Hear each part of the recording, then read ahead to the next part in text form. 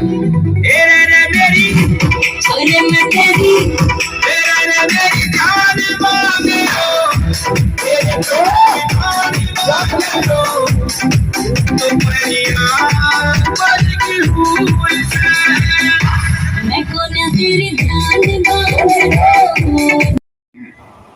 तो किसानों को बेचारा मत समझिए, इनको कमजोर मत समझिए, इनकी बात सुनिए और उसको हल करिए। खैर उस वक्त तो वो उनकी समझ में नहीं आई, लेकिन देर से आई।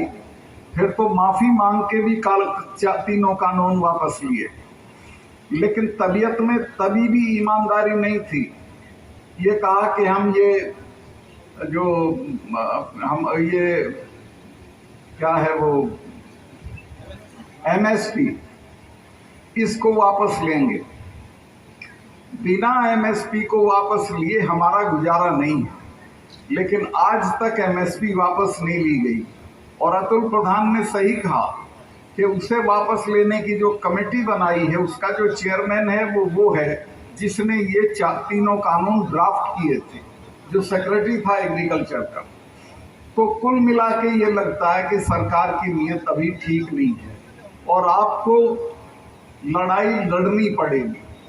ये जो अजगर यूनियन बनी है, ये मुझे इसलिए भी अच्छी लगी कि चौधरी चरण सिंह जी और विकल जी के जमाने में अजगर नाम से राजनीति होती थी और सारा देश डरता था कि ये तीनों चारों कौमें अगर इकट्ठा हो गई तो दिल्ली में राज हाथ से छीन लेंगे। तो उन्होंने आपस में लड़ा दिया, विकल जी को चौधरी साहब के खिलाफ लड़ा दिया, चौधरी साहब से विकल जी के खिलाफ बुलवा दिया और हमारी जो एकता थी वो टूटती चली गई। अगर हम सब एक हो जाएंगे। मैंने राजस्थान में एक MLA है, हमारा MP है बेनीवाल करके, हनुमान बेनीवाल। मैंने उसको समझाया कि तुझे कोई चीफ मिनिस्टर नहीं मानेगा। कहने फिर क्या करूं? मैं कहा हिम्मत करके बैसला जी के लड़के को बनवा दो। उसने पब्लिकली कहा कि मैं गुर्जर को चीफ मिनिस्टर मानने को तैयार हूं। और मैं कोटपुतली की सभा में, गुर्जरों की बड़ी सभा थी, उसमें ये कह के आया कि मैं बैसला जी के लड़के के लिए काम करूंगा और कोशिश करूंगा कि ये चीफ मिनिस्टर बने। तो मैं जो कहना चाहता हूं वो ये है कि अगर हम लोग मिल के लड़ेंगे, इकट्ठा रहेंगे, एक दूसरे की मदद करेंगे, तो दिल्ली कोई चीज नहीं है हमारे सामने। ये मोदी जी जो हैं, मैं उनका बड़ा सम्मान करता हूं। ये अखबार वाले लिख देते हैं कि फिर मोदी जी पे हमला कर दिया। मैं हमला नहीं कर रहा हूं, मैं समझा रहा हूं, आज भी समझा रहा हूं उनको कि किसान कौमों के साथ कभी झगड़ा मत करिए। ये ना हमें फसल का दाम दे रहे हैं, एक बार मैं चला गया बात करने के, आप गन्ने का दाम नहीं दे रहे।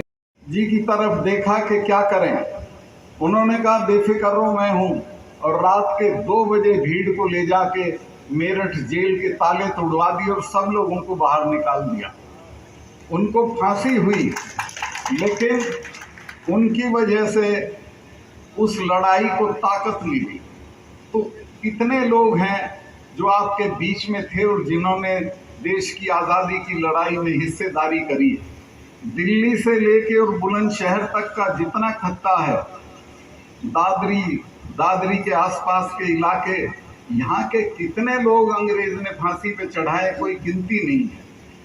और ये जो हिंद नदी है, इस पे तो पूरी लाशें दफनाई गई गुर्जर स्वतंत्रता सेनानियों की। तो आपका इतिहास लड़ाई का है, आपका इतिहास शानदार है, आपका इतिहास संघर्ष का है।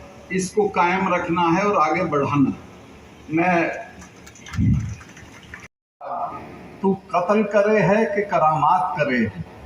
तो किसानों का जो कत्ल है वो करामात की तरह हो रहा, उन्हें तो पता भी नहीं किस तरह से वो रोज गरीब बनाए जा रहे हैं। तो उससे बचने का एक ही रास्ता है कि किसान अपनी मुसीबत को, अपनी समस्या को, अपने सवालों को समझे, इकट्ठा रहे, और जैसे ये यूनियन बनी है ऐसी और भी हों, उन सबों का साथ दें, मिल के साथ दें, तो तो हमें फिर कोई नहीं हरा सकता। दिल्ली में कुछ लड़के चढ़ गए थे 26 जनवरी को, 26 जनवरी की 15 अगस्त का, हाँ वो सिखों के लड़के थे साहब। ऐसा शोर मचा दिया कि जैसे इन्होंने देशद्रोह कर दिया हो। मैंने कहा भाई ये किसान यूनियन वालों को अकल नहीं है क्या? इन्हें बताना चाहिए कि इनका हक है चढ़ना, प्रधानमंत्री का हक है लाल किले पे चढ़ना, लेकिन प्रधानमंत्री के बाद अगर किसी का है तो सिखों के लड़कों का है। मैं कहा वो इसलिए कि इनके जो गुरु थे, गुरु तेग बहादुर, उनकी गर्दन लाल किले के दरवाजे के बाहर काटी गई। उसके बच्चे भी अगर नहीं चढ़ेंगे तो कौन चढ़ेंगे? हमारे वाले तो, भरतपुर वाले तो कभी आगरा में जा चढ़ते थे, कभी यहाँ जा चढ़ते थे। किसानों का ये अधिकार है कि वो कहीं भी जाएं, कहीं भी लड़ें, कहीं भी चढ़ें। जो आपका समाज है इसकी तो मैं जितनी तारीफ करूं कम है। आपके समाज का राज इस देश में इतना बड़ा रहा है जितना ना राजपूतों का रहा ना जाटों का रहा। मिहिर भोज जी के जमाने में और उसके बाद भी इतना बड़ा साम्राज्य था, पूरा देश आपके कब्जे में था। वो तो बाद में इधर उधर सब चीजें हो गई, लेकिन बहुत बड़ा साम्राज्य आपका था और आपके लोग देश पे राज करते थे। आज भी अगर सब मिलके रहोगे तो फिर राज करोगे। मिहिर भोज साहब के जमाने में, अभी वो दादरी में एक कॉलेज है, मैं कई बार वहां गया हूं, जगह जगह उनके बुत लगाओ और बताओ कि कितना बड़ा आदमी था, कैसा बड़ा आदमी था। इसी तरह अब धन सिंह कोतवाल साहब का भी जिक्र नहीं करते आपके लोग। मैं कल ही उनके बारे में पढ़ के आया। वो पांचवी के थे और जब बगावत हुई मेरठ कैंट में तो सारे बागी लोग चले गए दिल्ली के लिए। जो लोकल लोग रह गए उन्होंने धन साहब भादवे में जरा ईंट बांधने चले जाइए, वो पता चल जाएगा। सारे चेहरे पे ऐसा हो जाएगा जैसे ब्लेड से काट दिया हो। कोई उनको कोई किसी तरह की संवेदना किसानों के प्रति नहीं है और उसके लिए हम खुद जिम्मेवार। अगर हम इकट्ठा होकर लड़ेंगे और अपनी ताकत बताएंगे तो ये संभव ही नहीं है कि हमारी बात ना मानी जाए। अब उनको जानकारी नहीं है, किसी ने कह दिया होगा कि आमदनी दुगनी कैसे कर दोगे भाई, आमदनी दुगनी कहाँ से कर दोगे? तुम तो हर चीज जो किसान पैदा करता है उसका दाम घटा रहे हो और जो वो खरीदता है उसका दाम बढ़ा रहे हो और नतीजा ये है कि किसान रोज गरीब होता जा रहा है क्योंकि वो जो खरीद की ताकत है वो उसकी कम हो रही है। मैं कॉलेज में पढ़ता था, मेरठ कॉलेज हो गया, लेकिन फिर भी दो तीन चीजें कह के अपनी बात खत्म करूंगा।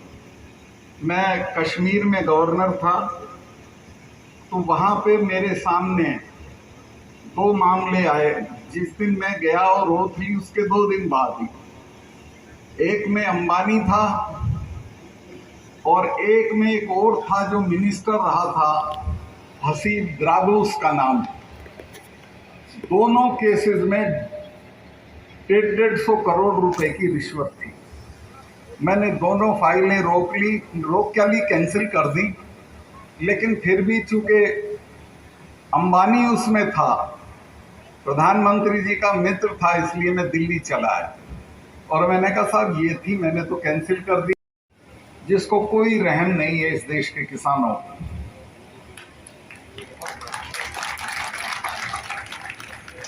जब बैठे थे वहां दिल्ली की सीमाओं पे 700 किसान मर चुके थे। मुझे कोई कुत्ते ने नहीं काटा था कि मैं गवर्नर होते हुए पंगा लूं, लेकिन जब 700 लोग मर गए तब भी दिल्ली से एक चिट्ठी संवेदना की कहीं नहीं गई। कुतिया भी मरती है तो प्रधानमंत्री जी उसके प्रति संवेदना भेजते हैं। तो मुझे बहुत महसूस हुआ और मैं मिलने चला गया। और मैंने माननीय प्रधानमंत्री जी से कहा कि अच्छी बात नहीं है, ये लोग इतने दिनों से बैठे हैं, और मैं कहा इनकी गिनती मत करना कि ये इतने हैं उतने हैं। एक एक आदमी 40-40 गांव का चौधरी है इनमें, और आपके घर से 10 किलोमीटर पे पड़े हैं, ना बाथरूम है, ना नहाने का है, ना खाने का इंतजाम है, और बीमार होके मर रहे हैं। तो इनको कुछ ले दे के निपटा दीजिए। तो उन्होंने मेरी बात को गंभीरता से नहीं लिया। उन्होंने कहा सतपाल भाई चले जाएंगे, क्यों फिक्र कर रहे हो।